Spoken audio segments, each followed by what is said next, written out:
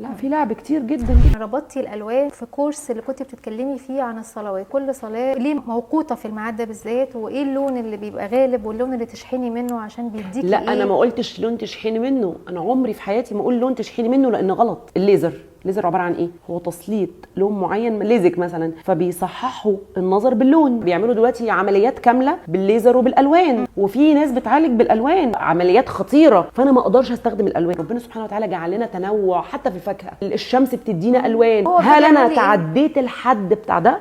لا، ما اقعدش اقول لك غمضي عينيكي وقت ده وخدي لون احمر لون احمر، استحاله اعمل ده. انما هو انت بتقولي ان هو في تاثير ليه. هو ربنا سبحانه وتعالى ما كانش خلق الفاكهه بالوانها؟ ليه ليه الخياره لونها اخضر والطماطم لونها احمر؟ ليه الناس اللي بياكلوا جانك فود ليه تعبانين؟ اولا لعب في الطاقه، رقم 2 هو لون واحد اللي بيخش ذهبي. طبق السلطه ليه حلو؟ الوان كل حته في جسمك فيه محتاجه لون. اكل من اللي تحت الارض واكل من اللي فوق الارض. يعني الميكروبيتك ده حلو جدا، ولكن برضو معتمدين على حاجه واحده بس، انك تاكلي حبوب وتمنعي خالص بروتين. هو في حاجه اسمها كده؟ طالما ربنا سبحانه وتعالى ده ماهوش يبقى انا جسمي عايز. انا لما بدخل في حاجه بستفيد من جزء صغنون، ممكن اطلع اتكلم عنه لما اكون انا طبقته. غير كده لا، في لعب كتير جدا جدا.